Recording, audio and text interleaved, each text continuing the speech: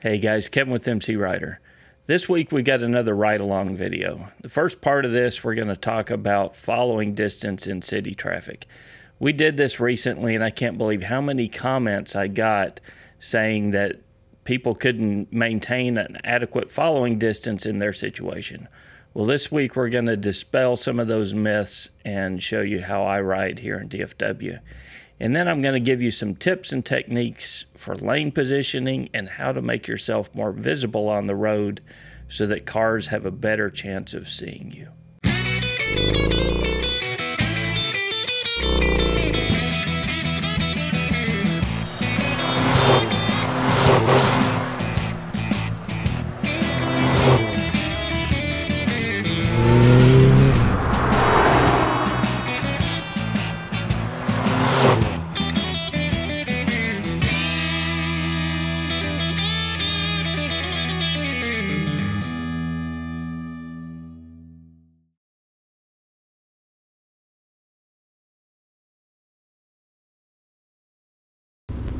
A few weeks ago we did a ride-along video and I talked about the importance of following distance on the highway. Well, I got messages directly to me on Facebook and YouTube from people stating that what I was advocating, a 3-second following distance, was not possible for them because if they leave a gap, people fill that gap. Well, unless you're riding here, I can't think of a single reason why you cannot maintain a good following distance. This is me riding in heavy traffic in the Dallas-Fort Worth area. We've got speeds anywhere from 0 to 70 miles per hour. Notice I'm maintaining a good following distance. At times my following distance may be reduced due to traffic, but I quickly fix that either by slowing down, changing lanes, and sometimes speeding up to pass slower cars. Not maintaining a good following distance is one of the worst mistakes you can make on a motorcycle. It is one of the foundational principles for crash avoidance. I've said this before and you want to commit this to memory. You want to perfect your avoidance skills on a motorcycle and then ride in a manner that you rarely have to use those skills. If you frequently have to brake hard, swerve to avoid obstacles, or people are constantly cutting you off, the first place you want to examine is your following distance. A car filling the gap between you and the vehicle in front of you is a poor excuse for you to continue riding with poor following distance. Something else I hear occasionally is, look at all that stuff on the handlebars, man, that's got to be a distraction.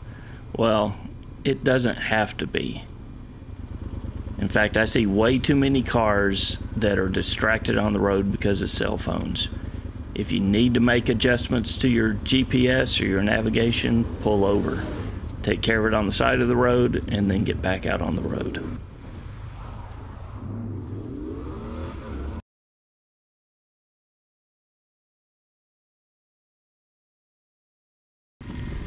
Next, let's look at a couple of examples on the same ride home where I made myself more visible to the cars around me.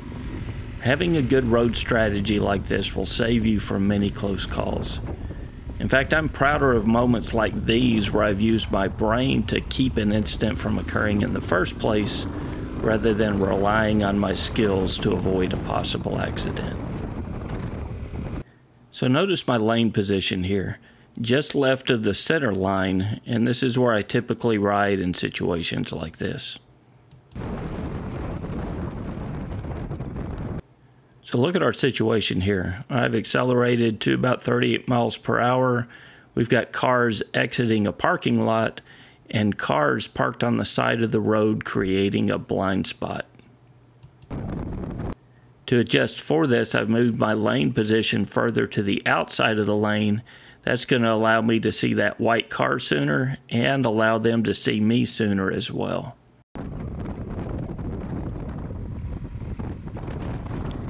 Did changing my lane position help keep that car from pulling out in front of me? You know, who really knows?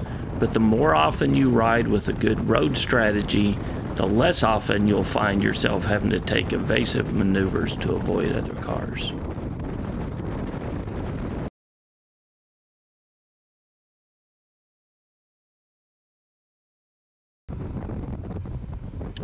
This was just a little bit further up the road on that same trip back to the house. It's kind of hard for you to see what's going on here, so let's zoom in so you can see what I'm talking about. So what do you see further up the road? See that gray car that wants to cross the highway? Well, I see that car and I want to do everything I can to make myself more visible to that car. But before I show you how I made myself more visible, there are two important things to consider here. First, if I had not been looking far up the road, I never would have seen that car. And second, I asked myself, what if? What if that car can't see me? Well, I need to make myself more visible and plan for an escape route if he pulls out in front of me.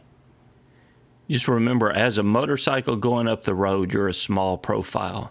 So one way that we can make ourselves more visible is adding extra motion. So I begin to weave back and forth, giving that car a better chance to see me coming up the road. I hope you found this week's episode helpful. If you haven't already done so, hit the subscribe button. We release new videos every Friday morning here at MCrider. And if you'd like to become a supporter of the show, go to mcrider.com/support, and you can learn how to support us on Patreon. You'll get access to the field guide where we give you real-world training exercises that you can work on your own time on any open parking lot. Till next week, guys, this is Kevin with MCrider, and we'll see you on the road.